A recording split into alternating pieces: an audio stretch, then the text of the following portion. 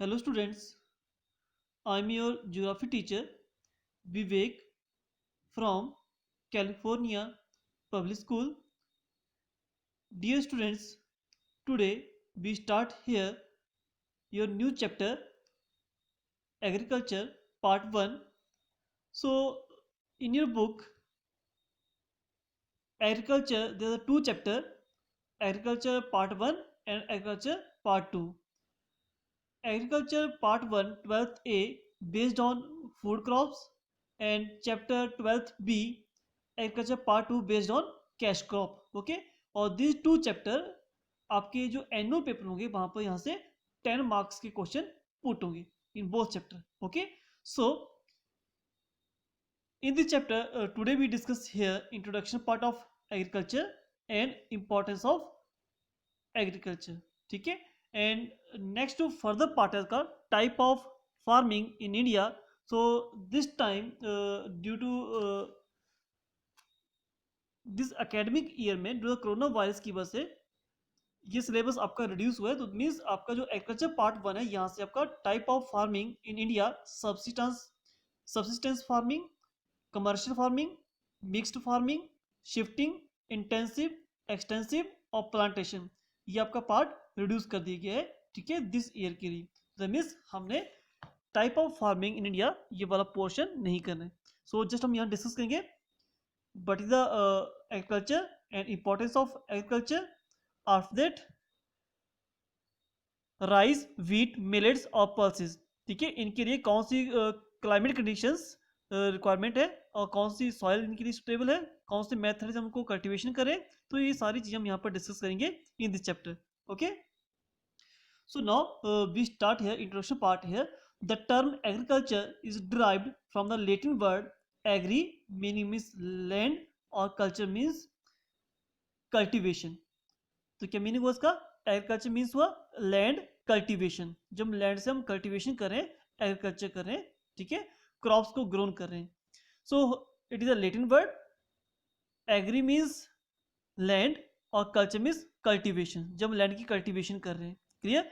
However in modern day agriculture also include animal husbandry, forestry and pisciculture. कि means today agriculture में हम just land cultivation को ही count नहीं करते हैं, बल्कि एनिमल रेयरिंग, फॉरेस्ट्री या पिसिकल्चर. पिसिकल्चर मीन्स जहाँ फिशिंग की रेयरिंग करते हैं, फिशिंग पालते हैं हम. ठीक है, फिशिंग करते हैं.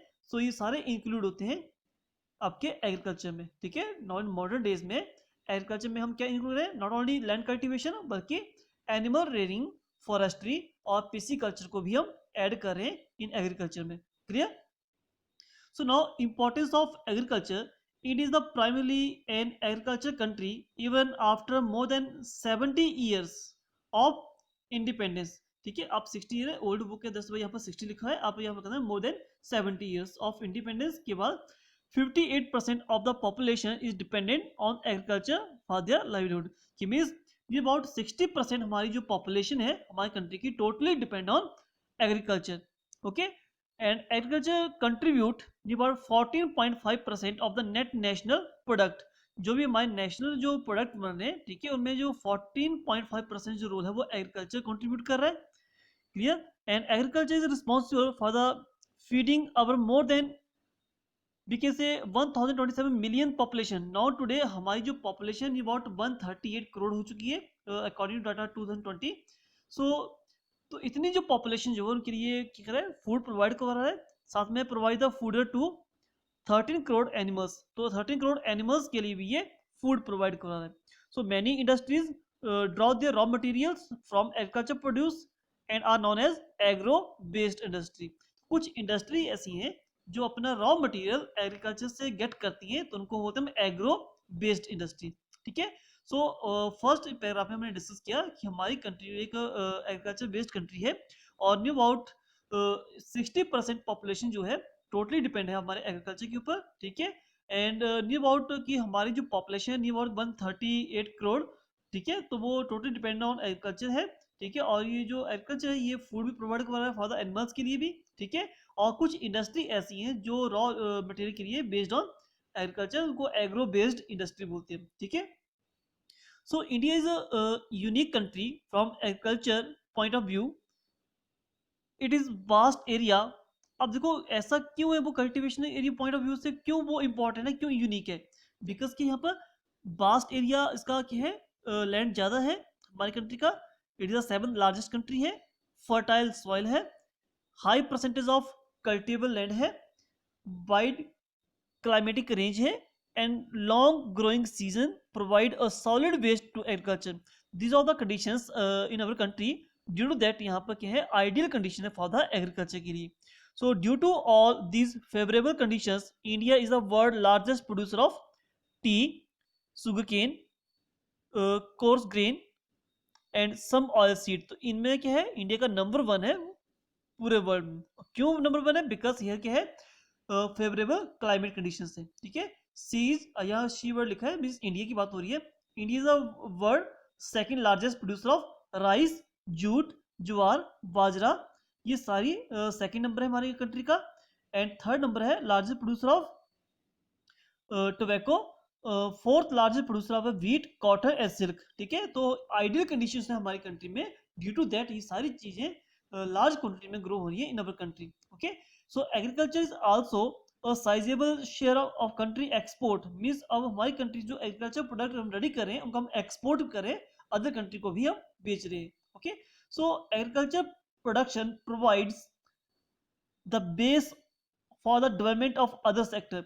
अब देखो अदर जो सेक्टर है, बट अगर हमारा स्पेशली हम बात करें इंडस्ट्री सेक्टर की, तो वो टोटली डिपेंड ऑन एग्रीकल्चर. ठीक है. As such as prosperous agriculture sector ensuring higher purchasing power in the rural areas generate demand for industry good. अगर सपोज करो कि एग्जांपल दिया है, अगर हमारा एग्रीकल्चर पार्ट स्ट्रांग होगा, ठीक है, तो क्या होगा, जो higher purchasing power in rural area, तो वहां से बहुत सा मटेरियल हम सेंड करेंगे कहाँ को, इंडस्ट्रीज को. ठीक है. तो इंडस्ट्री की डिमांड बढ़ेगी.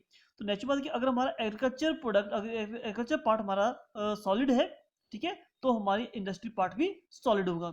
और अंदर है any depression in the agriculture sector. अगर हमारा एग्रीकल्चर सेक्टर जो है वो डिप्रेस होगा या कम होगा, ठीक है, तो lower the purchasing power in the rural area.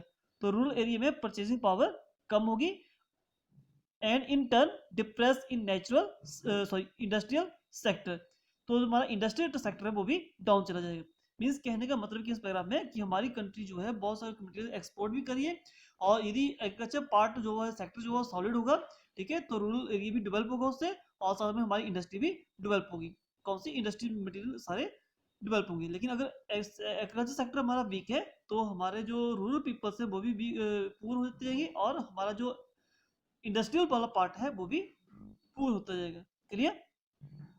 And now importance में बात करें हम, तो first point food. The main function of agriculture is provide food. तो एग्रीकल्चर का जो मेन फंक्शन है वो क्या है, कि हमें फूड प्रोवाइड कर रहा है. और there has been a tremendous increase in the production of food grain in after the independence. Tremendous means wonderful, या मीन्स कि बहुत ज़्यादा क्वांटिटी में हमने मटेरियल को रेडी किया है, फूड को ग्रेन ग्रो किया है, ठीक है, कल्टीवेशन की है after the independence. It was just 549.2 lakh tonne in 1940 और 50. कि 1940 और 50 में ये इतना 549.2 लाख टन था, लेकिन it increase not 265 million ton. ये लाख है और ये मिलियन टन 2013 और 14. आप देख सकते हैं कि कितना इंक्रीज हुआ है after the independence. The increase in the production of full grain was due to the increase the net sown area, which is 145 million hectare, and due to the growth in productivity. ये means हमने cultivated land को increase किया है, उसकी वजह से production ज़्यादा. और सेकेंड इसके पीछे जो सोर्स है, जो मेन कॉज है, वो क्या है, source of green revolution.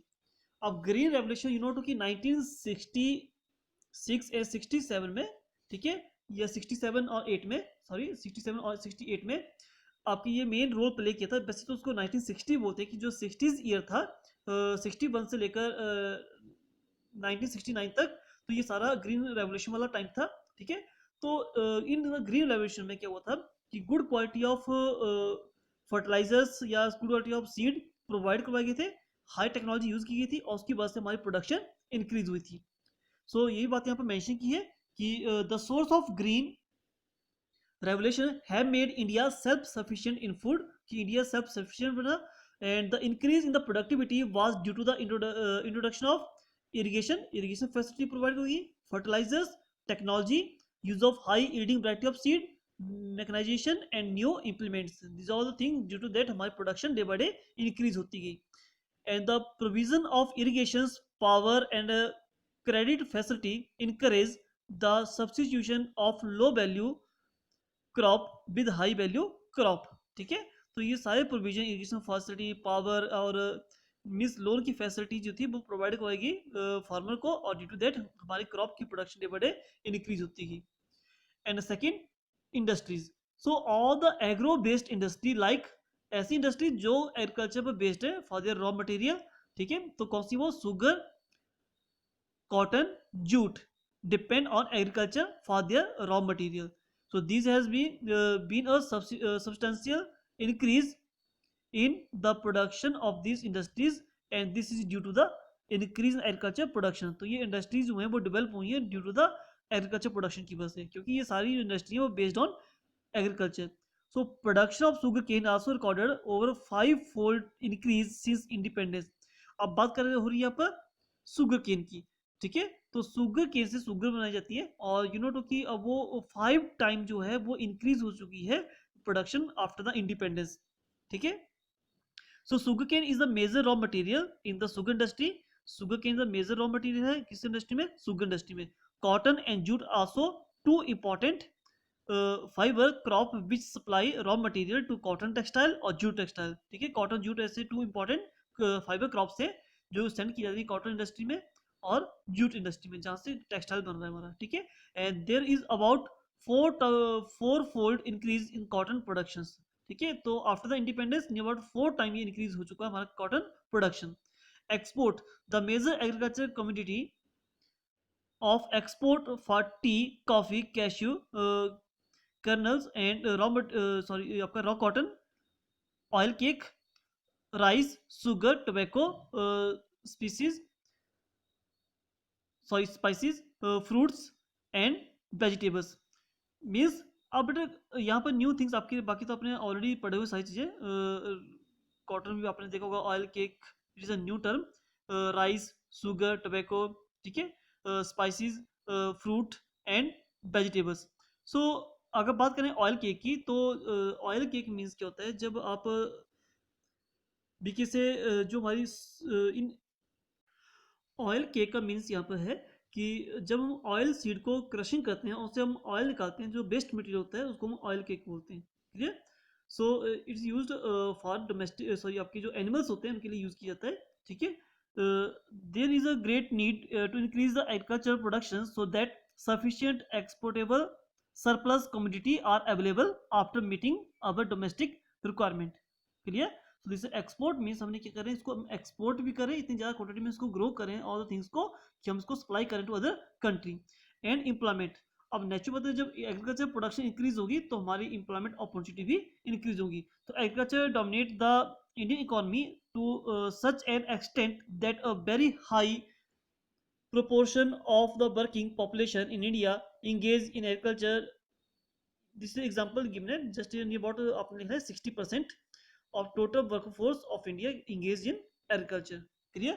So this is your introduction part. We today we discuss here importance of agriculture. ठीक है, एंड फर्दर जो नेक्स्ट पार्ट आपका type of agriculture in India this year, ये आपके सिलेबस का पार्ट नहीं है. ठीक है, and now further part causes for low productivity in India we discuss in next coming video. Thank you.